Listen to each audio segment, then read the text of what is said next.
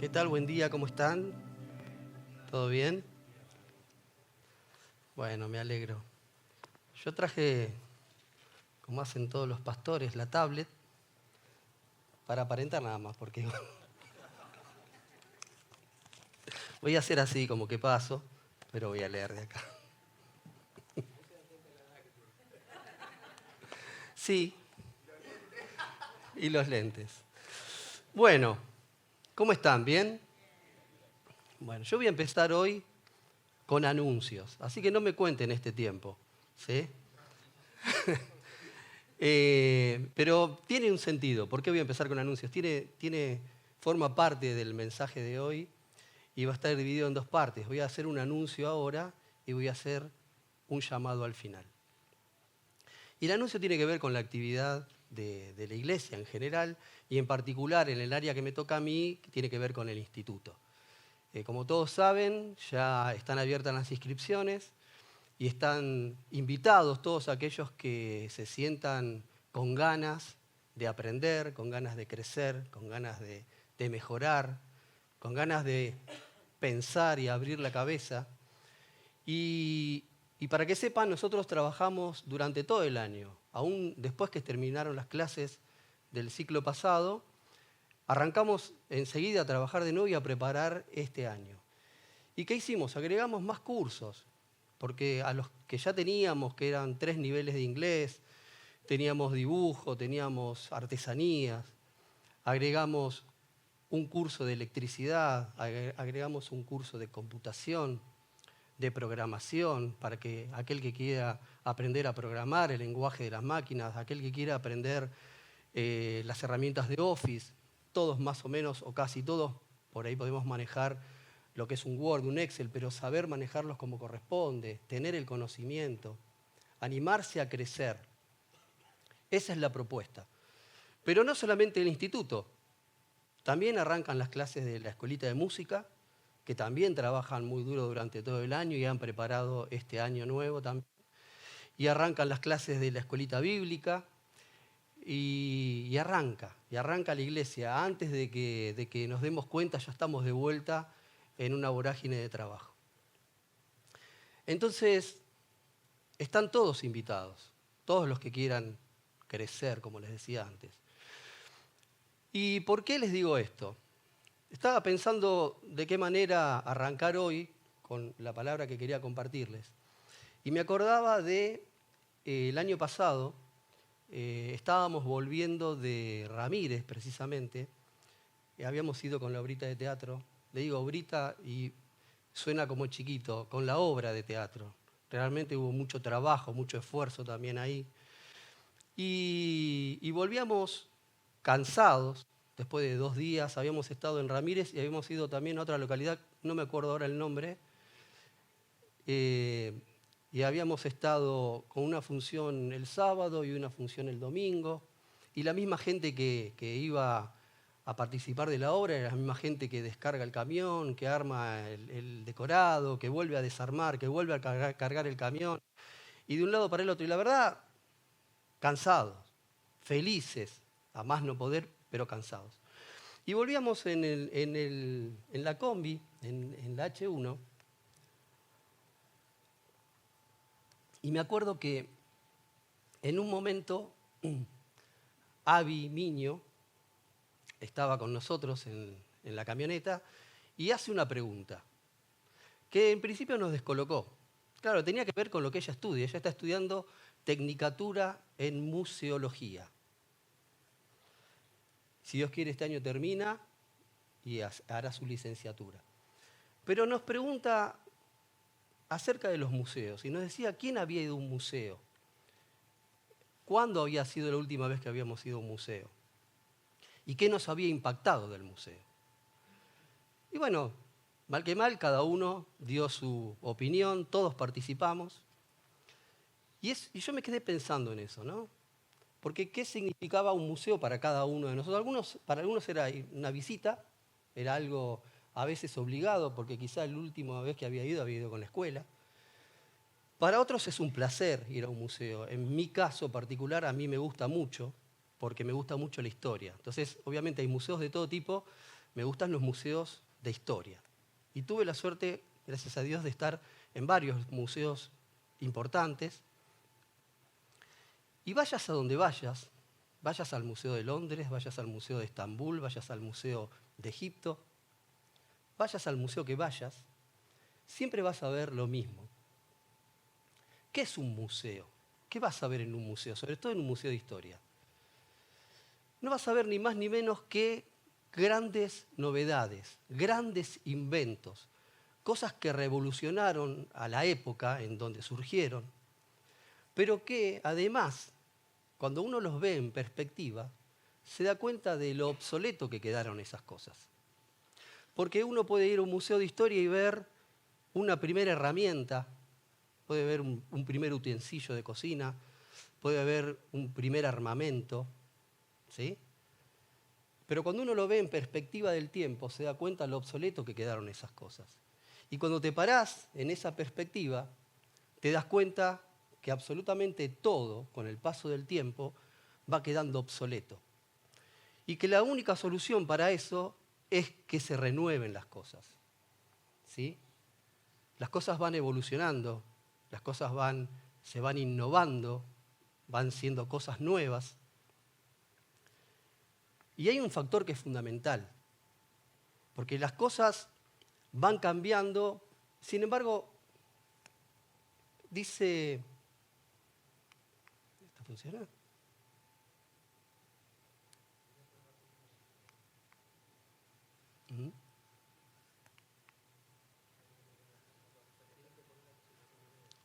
¿Poner la presentación, por favor?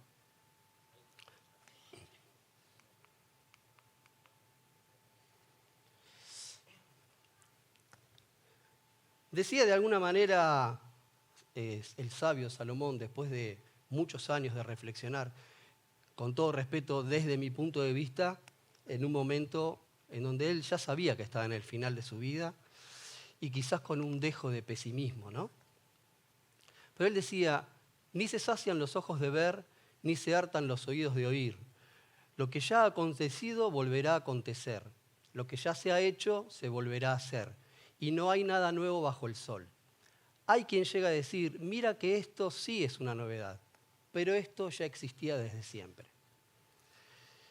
Y en parte coincido con esto, aunque desde mi punto de vista, como dije, es una versión un poco pesimista. ¿Por qué? Porque según la física, todo se transforma. Entonces, yo podría decir, bueno, una vasija que he visto en un museo de arcilla es un material, es arcilla que se transformó en una vasija de arcilla. Lo que ya era, sigue siendo, ¿sí? O puede ser un mineral, el hierro, y de repente veo un arado de hierro. O sea, sigue siendo lo mismo que lo que era, no hay nada nuevo. Entonces, no solamente podemos ver que hubo un cambio de un material a un objeto, sino que también hay cambios de objeto en objeto, porque la vasija que era hace miles de años no es la misma que es ahora, ni el armamento es el mismo que era, ni los utensilios son los mismos que eran. Entonces, esa sería, desde mi punto de vista, una versión un poco pesimista. No hay nada nuevo, es siempre lo mismo. Pero prefiero quedarme con la versión optimista, que dice que si bien una vasija sigue siendo una vasija, o un armamento, o una herramienta, en el medio hubo un cambio, hubo una evolución, porque no son las mismas cosas que antes. ¿Sí? En esencia sí, pero hubo un cambio, hubo una innovación en el medio. Entonces, en líneas generales, lo que podemos decir es que un cambio positivo o un cambio supone una mejora, una mejor versión, más eficiente, una versión superadora.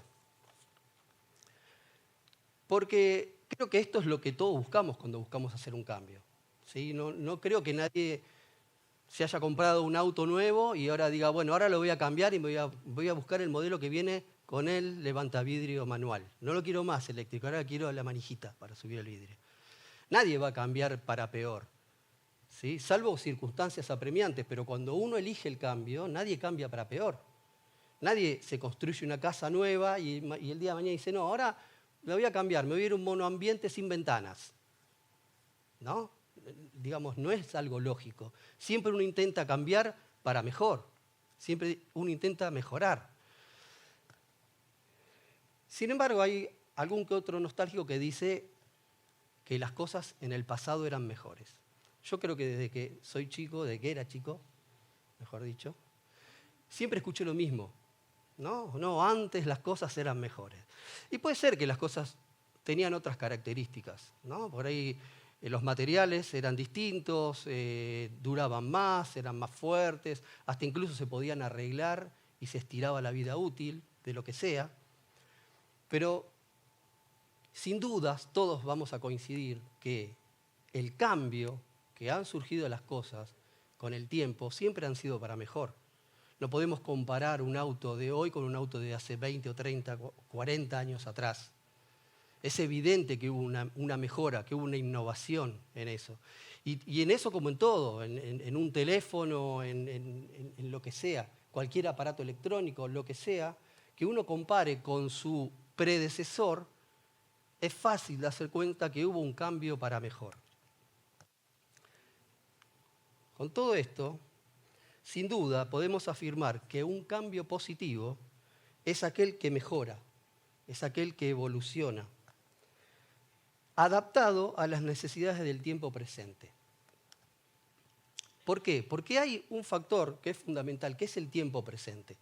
Las cosas cambian, las cosas mejoran, las cosas pueden ser innovadas, pero siempre teniendo en cuenta el tiempo presente. Porque eso, ¿qué hace? Que las cosas sean más funcionales. Y esa es la palabra clave. ¿Sí? Que las cosas cambien para mejor y que sean más funcionales a los tiempos que estamos viviendo. Ahora, cuando hablamos en líneas generales de las cosas que estamos hablando ahora, es fácil, ¿no? Es sencillo de comprender que las cosas han cambiado, que han evolucionado y que son más funcionales a los tiempos actuales. Pero lo entendemos cuando hablamos de cosas, de objetos, de lo que usamos día a día, pero muy rara vez entendemos que esto mismo debe suceder con nosotros como personas, con nuestro carácter, con nuestro entendimiento. Lo vemos, sabemos que las cosas deben evolucionar, que deben innovar, pero nos cuesta mucho darnos cuenta cuando nosotros somos los que tenemos que evolucionar, cuando nosotros somos los que tenemos que innovar, los que tenemos que pensar, los que tenemos que empezar a romper las estructuras con las que venimos desde hace mucho tiempo. Por eso, de lo que te quería hablar hoy es de ser una nueva criatura, como hemos leído tantas veces en la Biblia. También significa nuevamente. Podés leerlo nueva criatura nuevamente o nueva criatura nuevamente, porque las dos son válidas.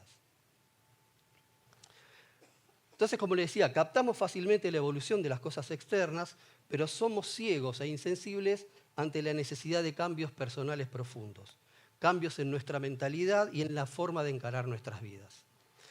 Pero esto no es de ahora, no es que yo les digo, nosotros no podemos cambiar. Esto fue de siempre. En los días de Jesús, muchos religiosos y conocedores de la palabra tuvieron la evidencia frente a ellos.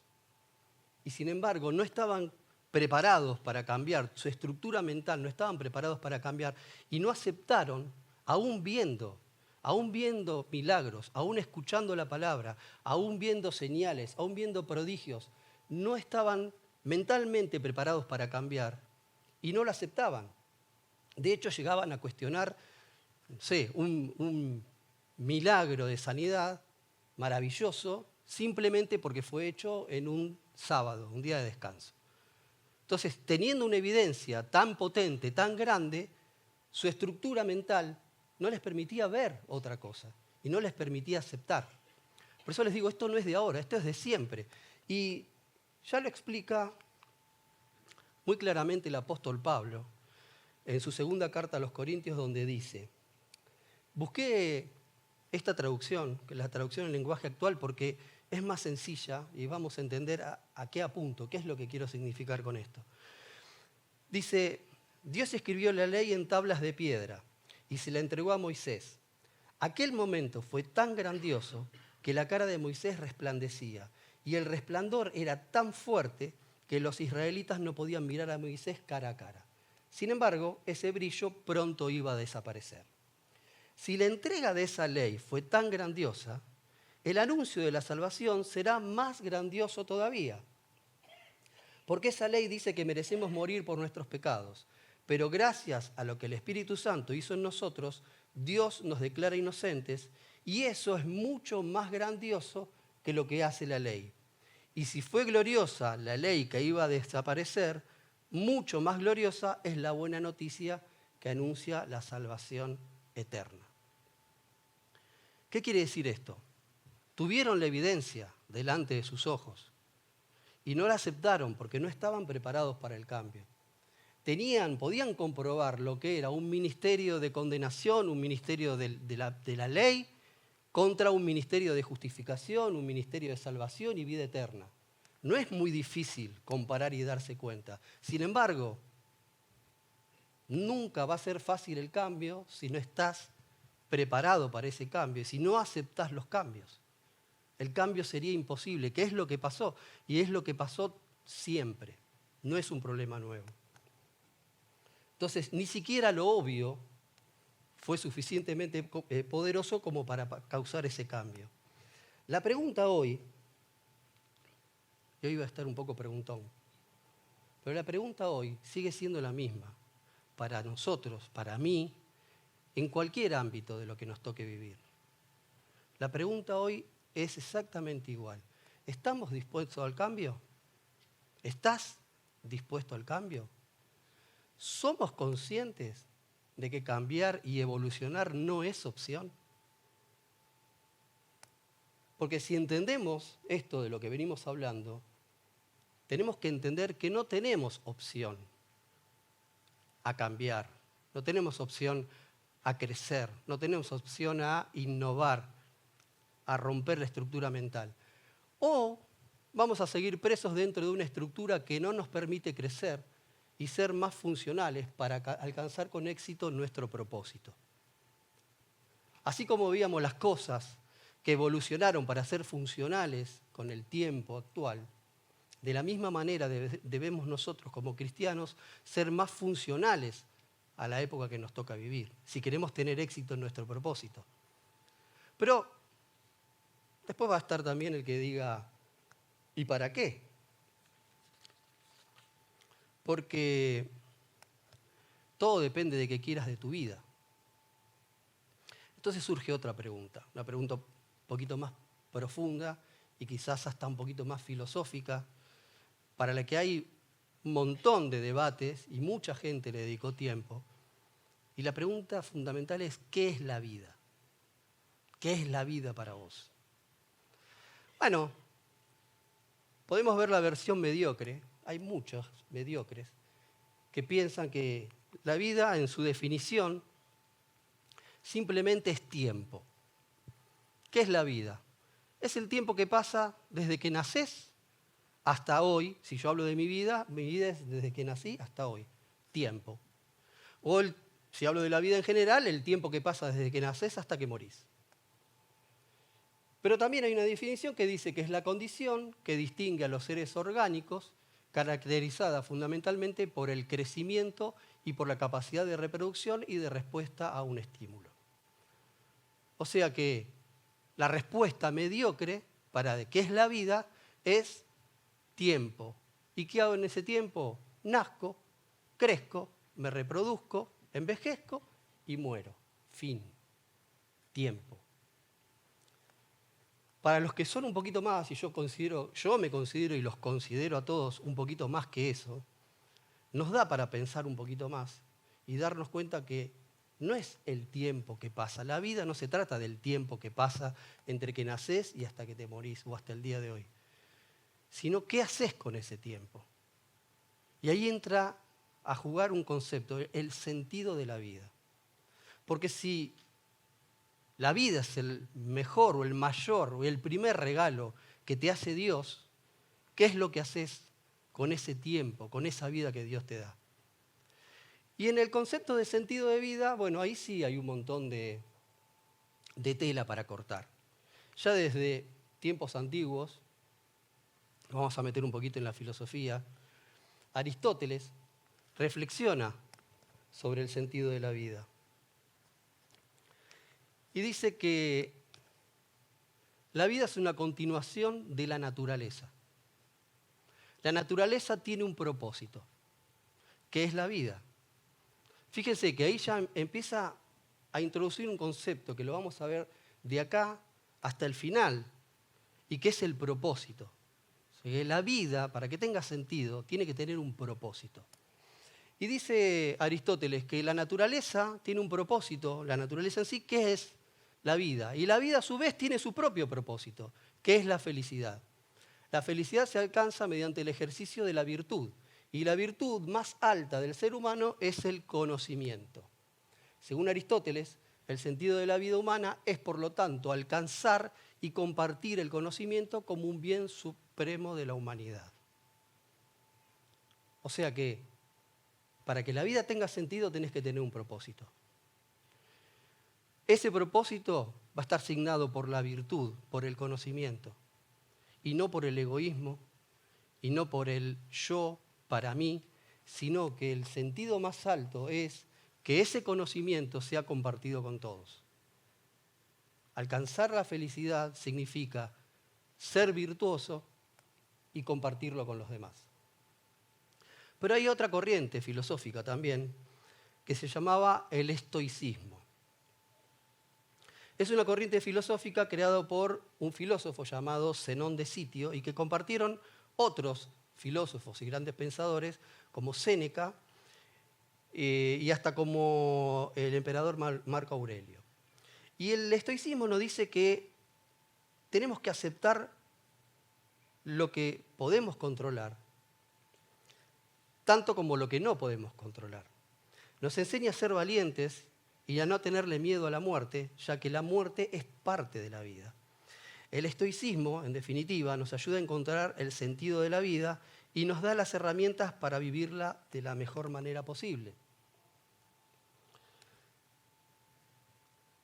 De esta forma, según el estoicismo, todos los seres del universo nacen con un propósito, de nuevo. ¿Cuál es el sentido? Un propósito. El cual es colaborar y contribuir al bienestar de los demás seres y de la totalidad. Así, según esta filosofía, cada uno de nosotros nace con un propósito o deber que cumplir, el cual implica utilizar al máximo nuestras potencialidades para el beneficio de ¿quién? ¿Mío? ¿Propio? No. Para el beneficio de todos. Sí, casi me tomo el alcohol. Entonces, el propósito, el sentido de la vida es que tengas un propósito. Y el sentido de la vida es que ese propósito, ese conocimiento, esa virtud, sea compartida con todos los demás. Pero vayamos al más grande de todos, ¿no? Jesús vino a cumplir con un propósito. Porque por algo vino Jesús, vino a cumplir con un propósito. Y Él nos enseñó a vivir nuestra propia vida con un propósito. Dice Mateo que un fariseo le pregunta a Jesús cuál era el mandamiento más importante de la ley. A lo que Jesús responde, y esto lo conocemos todos. ¿Cuál es el primer mandamiento, el más importante? Ama al Señor tu Dios con todo tu corazón, con toda tu alma, con toda tu mente. Este es el primero y el más importante de los mandamientos. El segundo se le parece a este. Ama a tu prójimo como a ti mismo. De estos dos mandamientos depende toda la ley de los profetas.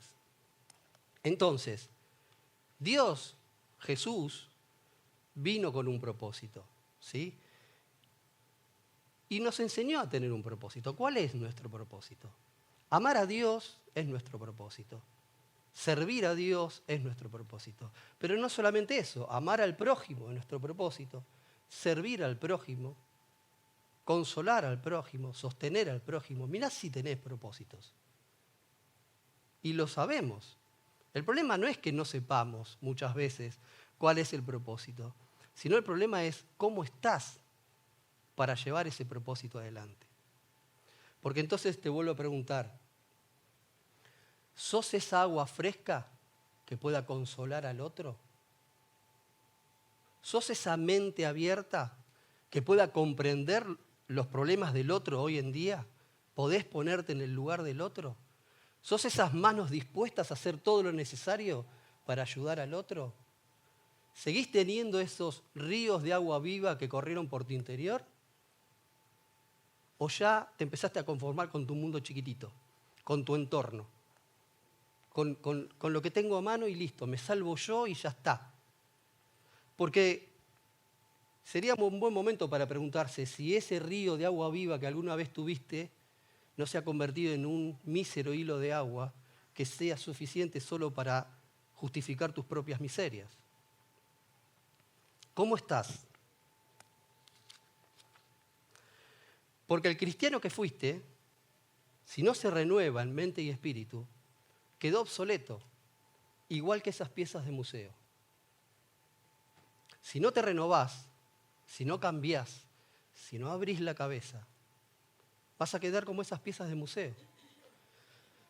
Por eso, la Biblia dice, el que está en Cristo nueva criatura es. Las cosas viejas pasaron, he aquí todas son hechas a nuevas. Está hablando de un cambio, obvio, eso lo entendemos, pero no es un cambio de una sola vez. Ese cambio te tiene que movilizar todo el tiempo, es un cambio permanente, es un cambio que te lleva siempre a más, es un cambio que te lleva a pensar, es un cambio que te lleva a crecer, es un cambio que te lleva a innovar. No sos nueva criatura una vez y ya está. Sos permanentemente una nueva criatura, sos permanentemente alguien que está cambiando acorde al tiempo que le toca vivir para ser más funcional. Porque es la única manera que tenés de poder cumplir tu propósito. Es la única manera que tenés de llegar con el Evangelio a donde antes llegabas con un arado de hierro y hoy no vas a llegar con eso.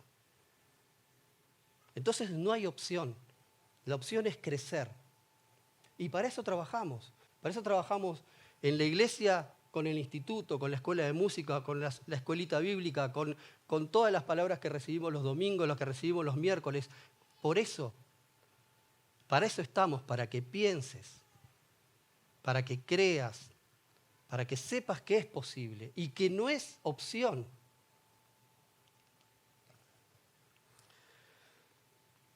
Es romper estructuras para llegar con los principios donde ya no vas a llegar si seguís usando el arado de hierro tirado por bueyes. Entonces vemos todo el tiempo cómo las empresas se modernizan y vemos cómo aquellas empresas que no se modernizan se funden, las que no se adaptan al tiempo actual se funden y lo vemos en las empresas, lo vemos en el mundo, pero no lo vemos en la empresa más importante que tenemos, que es nuestra empresa personal, que es llevar la palabra de Cristo a todos lados, que es poder impactar la vida del otro. En esa empresa, que es nuestra empresa personal, no lo vemos. Seguimos haciendo las mismas cosas que hacíamos hace 10, 20, 30 años. Entonces, ¿qué tenemos que hacer? Nos tenemos que reinventar. Eso no significa tirar por la borda todo lo que fuimos, todo lo que hicimos, porque reinventarse significa hacer cambios o mejoras mayores, producir algo nuevo basado en algo que ya existe. Entonces no es romper todo y arrancar de cero, sino es de lo que ya sos, de lo que ya tenés, reinventarse, hacer una mejora. Reinventarse no significa cambiar quién se es, sino la búsqueda constante de una mejor versión de uno mismo. En eso tenemos que estar enfocados, en ser cada vez mejores, en ser cada vez más inteligentes, en usar la cabeza, en pensar. A eso somos llamados, para después actuar. Y a eso nos anima la palabra también. Porque en Romanos, capítulo 12, dice, no os conforméis a este siglo, sino transformaos por medio de la renovación de vuestro entendimiento, para que comprobéis cuál sea la buena voluntad de Dios, agradable y perfecta. Claro, esto lo conocemos de memoria, pero nos quedamos siempre con la primera parte. Y yo no voy a negar lo que significa. Cuando dice, no os conforméis a este siglo. Busqué 2 versiones más para que sean más claros. La Biblia latinoamericana dice, no os adaptéis a este mundo, sino transformaos mediante la renovación de vuestra mente. Dios habla hoy y dice, no vivan ya según los criterios del tiempo presente. Al contrario, cambien su manera de pensar para que así cambie su manera de vivir. Entonces, obviamente, siempre que leemos esto decimos, no nos conformemos a este siglo, no nos adaptemos, no vivamos según los criterios. Sí, es verdad. No tenemos que adaptarnos a las cosas que no están bien en este tiempo o en este mundo, o llamalo como quieras. No estamos para adaptarnos a eso. Pero no nos podemos quedar con esa parte nada más. Porque después te dice, y esto no lo escribieron ahora, esto está escrito hace miles de años, dice, cambien su manera de pensar, transfórmense. ¿Para qué? Si no bastaría con decir, bueno, nos quedamos acá encerrados, 4 paredes, no nos llega la influencia de afuera y estamos bien nosotros. Pero no es eso, no se trata de eso. Se trata de transformar, de cambiar la manera de pensar. ¿Para qué? Para salir a brillar, para salir a impactar a los demás, para que todos sepan que hay un mundo mejor, que se puede vivir mejor. Y esa es nuestra tarea, ese es nuestro propósito. Si queremos ser un poquito menos ambiciosos, podemos salir al barrio a explicarle y a enseñarle que se puede vivir mejor. Y si queremos más, podemos salir a la provincia a explicarle que se puede vivir mejor. Y podemos salir al país y podemos salir al mundo. Pero para eso tenemos que crecer. No es opción, para eso nos tenemos que transformar, para eso tenemos que pensar, tenemos que romper estructuras. No podemos seguir siendo los mismos que hace 10, 20, 30 años. Así como las cosas evolucionan para ser más funcionales a medida que pasa el tiempo, de la misma manera debemos evolucionar como cristianos porque el tiempo cambia, la sociedad cambia, el otro cambia. Y nuestra manera de impactar en la sociedad también tiene que ser más funcional y tiene que ser funcional a los tiempos que corren. Nacer de nuevo, ser una nueva criatura significa eso. No cancela tu pasado, sino que debe provocar un cambio en tu búsqueda espiritual. Debe proponer un nuevo individuo con nuevas motivaciones y una búsqueda constante de perfeccionar tu vida con el ejemplo de Cristo, usando esos aciertos y esos errores de tu pasado para potenciar el presente y proyectar tu futuro.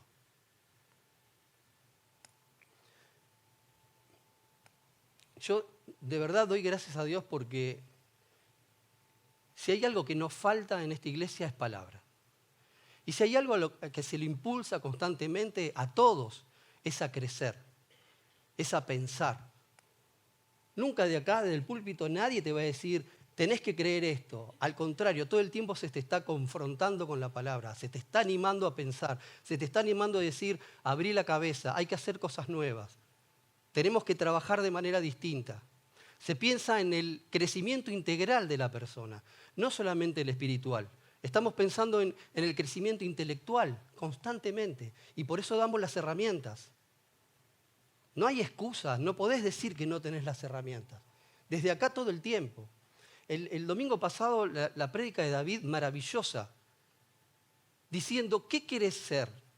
¿Querés ser proactivo o querés ser reactivo? Vos vas a pensar y vas a actuar en consecuencia, vas a ir para adelante o vas a quedarte esperando. Y yo le pedí permiso, tomé 2 placas de su presentación, porque el mensaje es siempre el mismo. O apunta a lo mismo. David decía, la forma de pensar determina tus sentimientos y tus sentimientos determinan tu forma de actuar. Si querés cambiar cómo actuás, debés comenzar cambiando ¿qué? La forma de pensar. Tenés que pensar. Decía David también, tarde o temprano, todo lo que pensamos se convierte en una actitud. Pensar, usar la cabeza, para algo la tenés. Pensar, crecer. Te voy a proponer entonces 3 ejes fundamentales para impulsar esos cambios. El primero, y es redundante, y lo hablamos un montón de veces, es renovar la mente. Y lo mismo que dije en otra oportunidad, lo vuelvo a decir ahora. Tenemos 2 noticias, una buena y una mala. La buena es que la podés renovar. La mala es que la vas a tener que usar. Y vas a tener que pensar. Y vas a tener que provocar un cambio, romper estructuras y crecer. No hay excusas. No me puedes decir, no, porque yo ya estoy grande. No, porque yo ya estudié. No, porque yo no tengo tiempo. No, porque a mí. No, porque yo. No, porque no hay excusas. No hay ninguna excusa. Cuanto más uses el cerebro que Dios te dio, más vas a evolucionar. Y para esto quiero que vean un videito cortito de alguien que conocen. Estudios científicos marcaron que la neurogénesis es posible inclusive en personas de 90 años. ¿Qué es la neurogénesis? El nacimiento de nuevas neuronas. Entonces, ¿qué tenemos que hacer para que las neuronas se sigan reproduciendo? Mantener el cerebro activo. ¿Cómo? Leyendo, debatiendo, pensando, estudiando un nuevo idioma, estudiando cosas nuevas.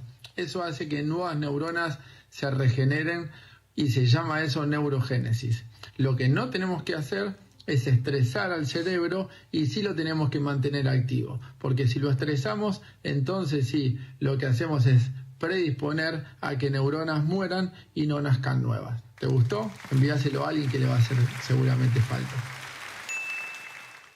Le agradezco al doctor Ezequiel, un amigo de la casa, un hermano, un gran profesional. Les sugiero a aquellos que no lo conocen que lo sigan en las redes. Pero es de esto de lo que se trata. No es que porque ya soy grande, no es porque yo no puedo, no es porque todos podemos. Todos tenemos la capacidad.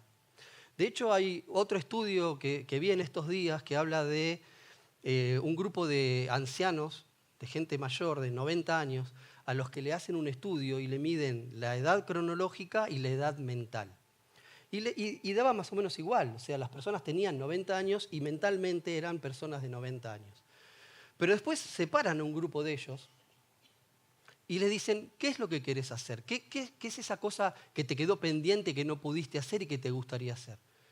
Y entonces uno dice, bueno, yo quiero estudiar inglés. Y se vino al Instituto de Aliento. Y otro dice, no, a mí me gustaría hacer manualidades. Pues no es solamente cuestión de pensar, es cuestión de hacer, de actuar, de ponerte en movimiento. Y hay otro que quiso hacer un curso de cocina, no importa qué. La realidad es que después de un tiempo volvieron a hacer los mismos ensayos y esas personas tenían 20 años menos cerebralmente. Seguían teniendo 90 años, pero su cerebro había rejuvenecido 20 años.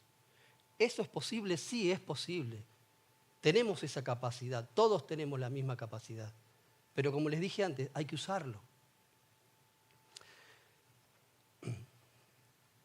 Hubo un congreso de economía, el primer congreso de economía que se hace en Ámsterdam, y lo invitan a Albert Einstein.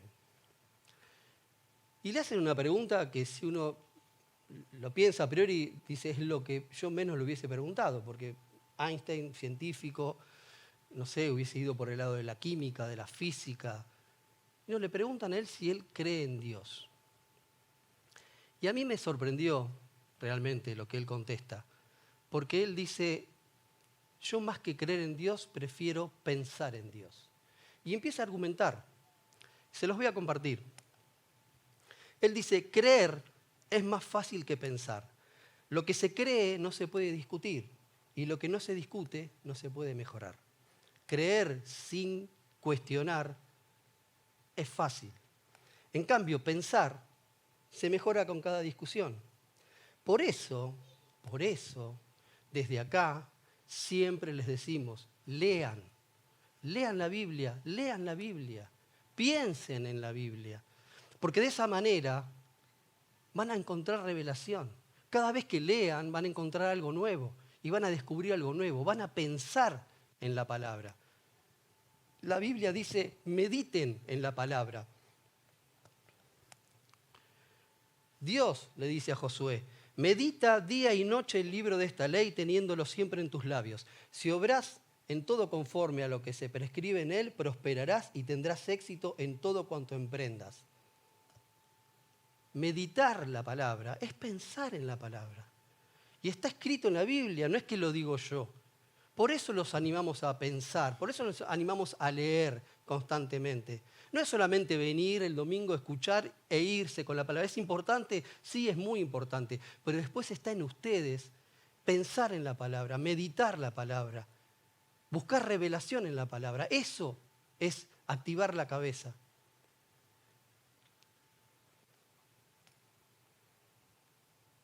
¿Por qué? Porque al meditar la palabra de Dios, nos acercamos a Él y experimentamos su presencia y su guía de una manera más profunda.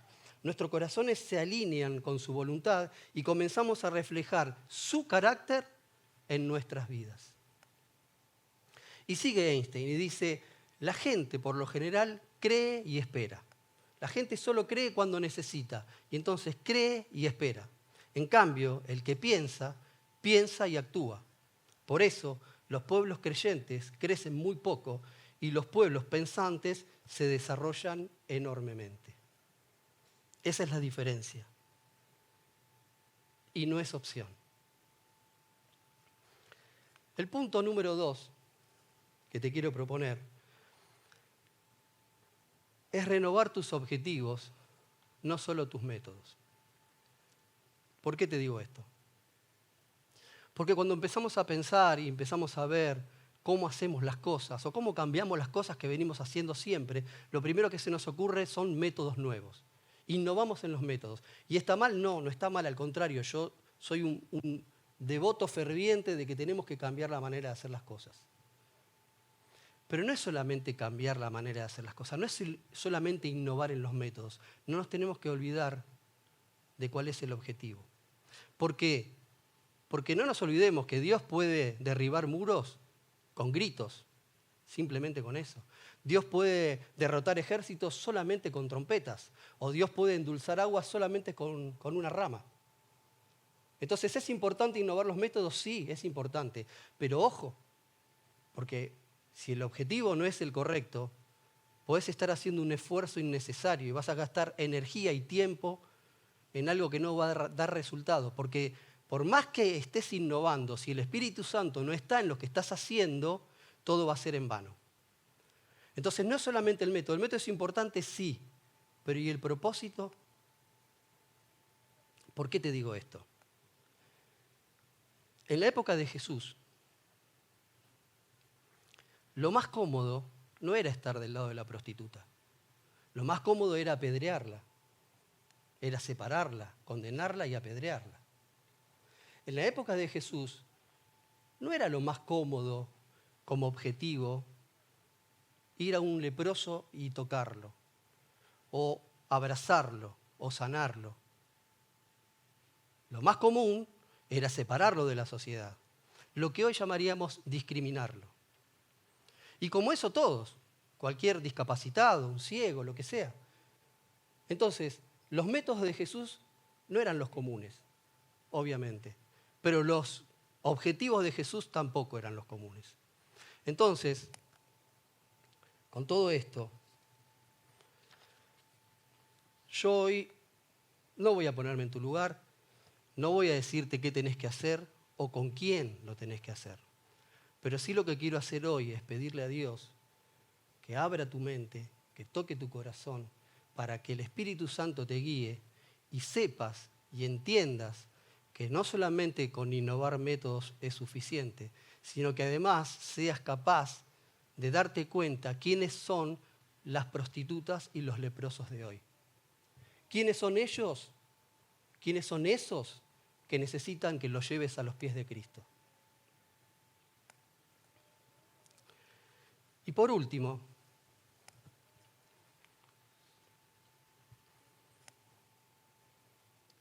a lo que te quiero invitar es a que con esta nueva mente, siendo una nueva criatura, innovando en los métodos y con los objetivos claros, puedas renovar tu servicio. Dijo Jesús, y lo escuchamos un montón de veces ya desde aquí: mi Padre hasta ahora trabaja y yo trabajo. La oración está en presente. O sea que, habiendo pasado más de 2000 años, Dios ahora está trabajando y Jesús ahora está trabajando. Y es interesante porque un poco más adelante dice: de cierto os digo, no puede el Hijo hacer nada por sí mismo, sino lo que le ve hacer al Padre. Porque todo lo que el Padre hace, también lo hace el Hijo. Igualmente. Porque el Padre ama al Hijo y le muestra todas las cosas que Él hace. Y mayores obras que éstas le mostrará, de modo que vosotros os maravilléis. Los voy a invitar a pensar de nuevo. ¿Se animan a atar cabos? Dios hasta ahora trabaja. Lo que hace el Padre, también hace el Hijo. El Padre ama al Hijo y le muestra todas las cosas que hace. ¿Qué les dice eso? Les pregunto, ¿qué vino a hacer Jesús? La respuesta más fácil, más obvia es: Él vino a amar, Él vino a consolar, Él vino a sostener, Él vino a sanar, Él vino a instruir. Y si el Padre nos muestra qué cosa hacer, si la palabra nos dice que el Padre le muestra al Hijo y nosotros vemos lo que Él vino a hacer, está claro lo que tenemos que hacer. Pero por si no se dieron cuenta, quizá alguno no se dio cuenta, tenemos una pequeña diferencia con Jesús. Él es el dueño de todo, Él no necesita nada. Entonces Él vino a amar, vino a instruir, vino a consolar. Y nosotros, para ser imitadores de Él, primero tenemos que amarnos para después amar. Primero tenemos que consolarnos para después consolar. Primero tenemos que instruirnos para después instruir. Porque yo no puedo instruir si soy un ignorante. Porque yo no puedo amar si soy un odiador. Porque no puedo consolar si estoy roto. Entonces, a diferencia de Él, que lo tiene todo, primero nosotros tenemos que, para después dar. Pero miren qué interesante. Hay una cosa fundamental en la que la ecuación se da vuelta. Porque Jesús vino a servirnos para que nosotros podamos servir. Él vino a darnos para que nosotros podamos dar. Entonces,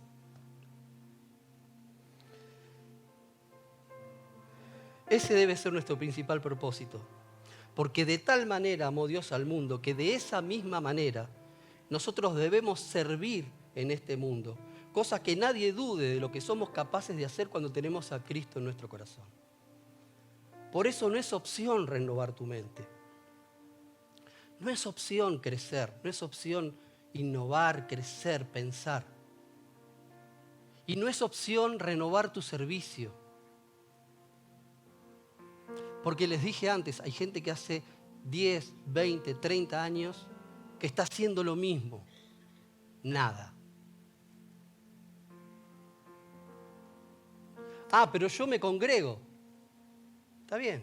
¿Y qué servicio? Eso es un autoservicio. Para eso lo tengo al chino acá a la vuelta. No tenemos que ser hipócritas. Seamos honestos con nosotros mismos. Y entonces uno va a decir, pero se justifica, yo estoy en el equipo de la zaraza.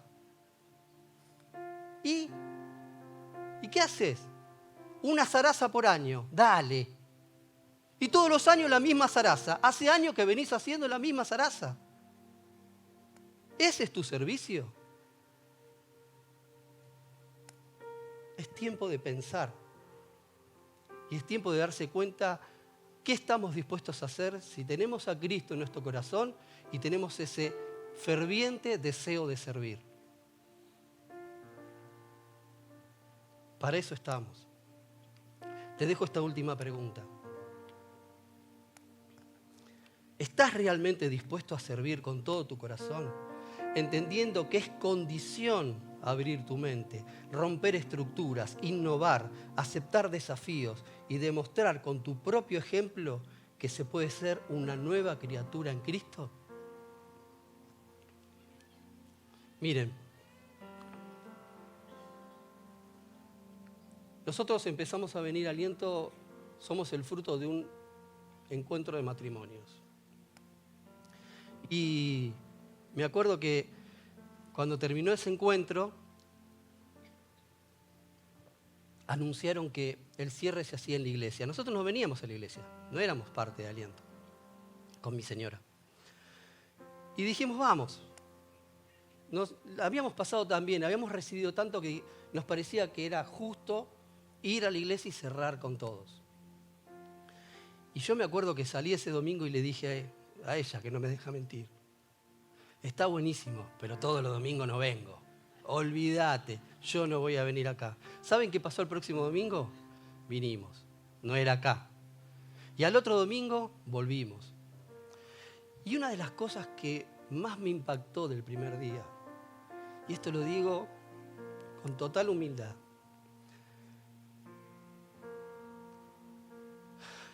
es que vi el servicio y el amor de los pastores de la iglesia para abajo. Pero primero de los pastores. Yo los conozco, a este hombre, a este hombre, a este hombre, a Carlos, todos. Quiero hablar primero de los pastores. Porque sé las horas que pasan sirviendo. No es el tiempo que están acá nada más. Es todo el tiempo que no están acá y están haciendo cosas y están pensando. Y cuando hace falta algo están. Y cuando es necesario fuera de horario están. Y cuando le pedís algo están. Y cuando no hay nadie que se anime, ellos están. Ángel, por supuesto. Y abajo de ellos, el ejemplo que dieron, todos, la primera línea de servidores, todos, David, bueno, Carlos te nombré, Nelson, Miguel, Willy. Puedo estar todo el día nombrando gente. Gente que sirve con amor, que no mira, que sabe que tiene que servir. Eso lo aprendí acá.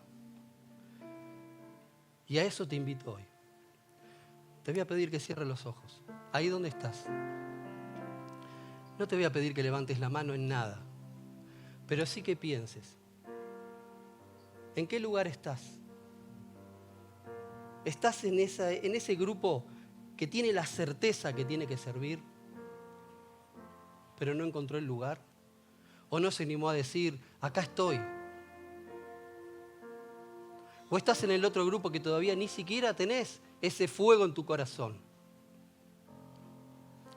Porque cualquiera será el lugar donde estés, yo lo que le quiero pedir hoy a Dios y al Espíritu Santo, que toque los corazones de todos ustedes. Aquel que tiene el deseo ferviente de servir, tiene un montón de lugar para servir, tiene un montón de áreas. En el instituto necesitamos gente, mucha gente. La escuela de música necesita gente, sí. Protocolo necesita gente, sí. En todas las áreas de la iglesia necesitamos gente. ¿Qué estás esperando? Arrimate, acércate. Decí, acá estoy. Y si no tenés ese deseo en tu corazón, yo le pido al Espíritu Santo que ponga ese fuego hoy en tu corazón, que te impulse a tener esas ganas de servir, esa gana de mostrar quién sos, que te impulse a tener esas ganas de brillar y de mostrarle a todos los demás de lo que sos capaz de hacer teniendo a Cristo en tu corazón. Padre Santo, te pido que toques los corazones de todos nosotros hoy, que nos ayudes a pensar, que nos ayudes a crecer y a ser cada vez mejores hacedores de tu palabra. Yo te doy gracias en el nombre maravilloso de Jesús. Amén y amén.